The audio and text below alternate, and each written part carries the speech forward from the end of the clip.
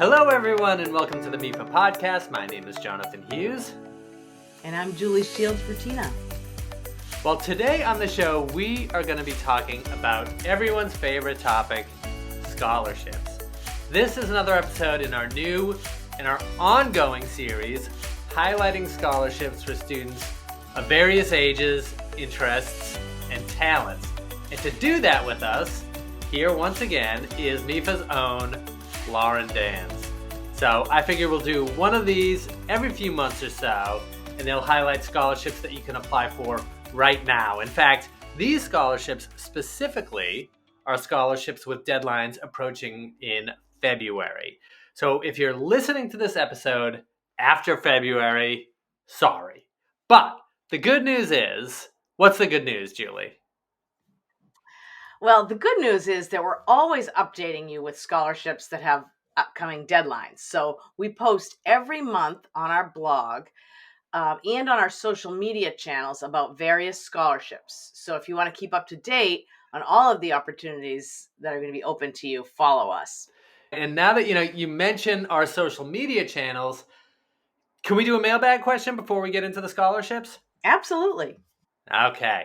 So our mailbag questions, these are actual questions that come in from customers that we've received either through our social media or email or on the phone over the past weeks. And so if you have any questions, remember you can reach out to us over the phone at 800-449-MEFA or over email at collegeplanning@mefa.org and over social media, where, as we said earlier, we're always posting about scholarship opportunities too.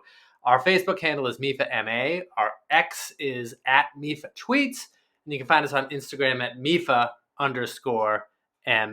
So just remember, we have a bench of college guidance experts offering free assistance to you. And so I know it's FAFSA season right now, but we're going to do our next episode next week all about FAFSA questions and all the FAFSA questions that we've received. So I wanted to skip doing a FAFSA question today.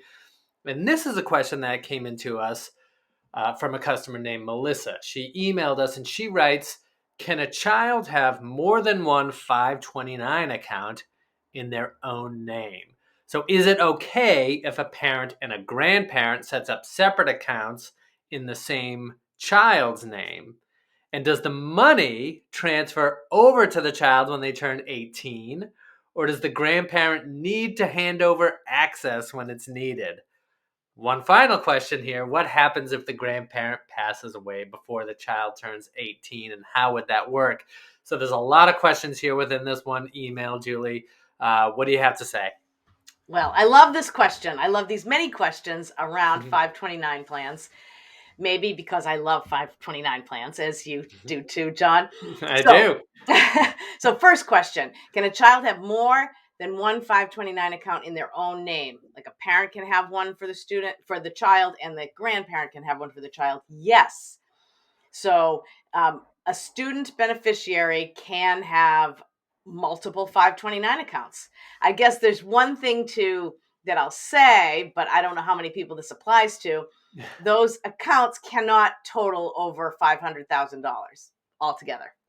But I don't know how many people are going to run into that. So anyway, that's a good thing that, yes, a parent can have one and a grandparent, and so can an aunt or an uncle or a friend. So that's a great thing. And then what happens is whoever is the owner, so if the parent is the owner or the grandparent is the owner or an aunt is the owner, that person is in control of that account. So that's just good to know. So that's the person who, will go into the account, request a withdrawal when they want to take some money out and help the child pay for college. So that does raise a good question. What if the grandparent passes away before the child turns 18? So when you open a U-Fund account, there's one question that asks you if, you're the owner, do you want to name a successor owner? And that person has to be over 18. But that would be if you passed away, then that person could be the person controlling the account. So let's say in the case of a grandparent, they might choose their own child, the mother or father, to be the successor owner. So if they do pass away, then it's the parents who are controlling that account. And I didn't get into that one nuance of the question, does the money transfer over to the child when they turn 18? No. So this is when you're the owner of this account, you're the owner. And that's why it's nice to sometimes have a successor owner on the account just in case. All right, thanks, Julie. Well, once again, if you have any questions about planning, saving, and paying for college or reaching financial goals, please reach out to us over email at collegeplanning@mefa.org. You can also reach us over the phone once again at 1-800-449-MEFA. And I'll throw our social media info at you again. It's Facebook, MEFA MA, X at MEFA Tweets, and Instagram at MEFA_MA. Now let's welcome to the show to talk scholarships, MEFA's own Lauren Danz. Hi, Lauren. Hi, how are you guys? Good, how are you? Good to be back. Yeah, and hopefully, I know you've been on the show talking about this before, but we're going to have you on again and again to talk scholarships. I hope that's all right. Yes, of course. Anytime. So fun, Lauren. So, okay, let's talk scholarships. What have you got for us? Yes. So, and before I get into this, I will just say that these scholarships are not actually offered by MEFA. They're offered by outside groups, and MEFA is just promoting them because we think they're a great resource for students. So the first one we're going to talk about is the Christopher's High School Poster Contest. Oh, okay. Who can apply for that? This one is open to all high school students. Okay, so any grade level in high school. And I'm guessing, it's called the high school poster contest. I'm going to use my deductive powers here and guess that you make some kind of a poster here. Yes. Yep. So the task is to create a poster interpreting the theme. And this year's theme is You Can Make a Difference. So the awards range anywhere from $100 to $1,000. And most importantly, the poster can be made in a bunch of different ways. It can be drawn, painted, handmade, or created digitally. So you don't have to be a painter or a talented sketch artist to win. You could be great at graphic design. Is that right? Yes. Yep. And what is the deadline for that one? For this one, the deadline is February 16th. All right. Yeah, February 6th. So now, just as an aside, I looked this up online because I was curious. Well, I'll get to that in a minute. But I looked it up online, and the organization, they actually post last year's winners on the website, so you can actually go and take a look and see which posters won last year and what they looked like if you wanted to get a feel for, kind of what they're looking for. And I will just say, the one thing that struck me here is this is a national sort of pool. So the winners come from all over the country. So I thought that was interesting. You can apply. You don't have to be from anywhere in particular. But I have to say, the reason that I looked this up, I was curious. It's called, we were talking about the Christopher's High School Poster Contest. And I was wondering, who is Christopher? I wonder what the story is there. So I looked it up, and Christopher is not a person. Christopher is an organization, the Christophers, which is a national Christian organization founded in 1945. So I thought that was interesting. If anybody's curious who Christopher is, it's the Christophers. That's great, John. So February 16th, deadline for that. So we'll put a link in the show notes.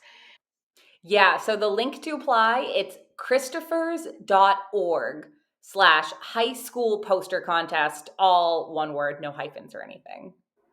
All right, so what's next?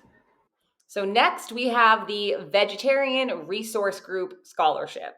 So I assume this is for vegetarians. Yes, yep. Mm-hmm. So this is for college-bound high school seniors that maintain a vegetarian diet and lifestyle. So you need to write an essay detailing your successes and challenges with vegetarianism and how you promote vegetarianism in your community. So I hope whoever wins this award is actually a vegetarian. Don't apply to this if you're not actually a vegetarian. I would say that's good advice, Lauren. So what is the amount of this scholarship? This is the big one. So the first place winner will receive $10,000, and then 4 runners up will each receive $5,000. Wow. Yeah. And what's the deadline for that one? This one has a deadline of February 20th. And once again, the winning essays from previous years are listed on the organization's website if you want to take a look at that and get some inspiration. And that link, it's vrg.org/student/scholar. All right. And once again, we'll include that link in the show notes. So what's the last one that we're going to talk about? Yeah, so the last one we have, it's a scholarship called Scholars Helping Callers. And this is open to high school seniors. The name will make sense when I tell you what you have to do. To apply, write an essay detailing your volunteer efforts to help animals in need and how that involvement has shaped your perception of the importance of animal welfare. And photos must be included with your essay. And the winner will receive $1,500.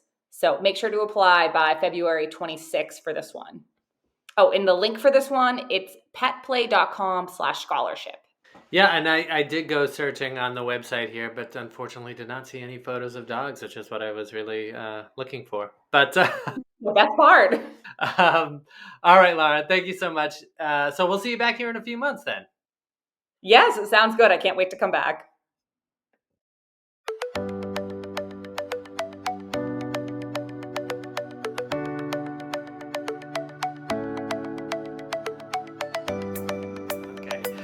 Well, that was our show. So remember, folks, if you liked what you heard today and you want to know more about planning, saving, and paying for college and career readiness, well, then follow the show. You can find us wherever you get your podcasts. And please remember to review us because it does help us to keep doing what we are doing here and getting the show out to people like you. So, Julie, thank you once again.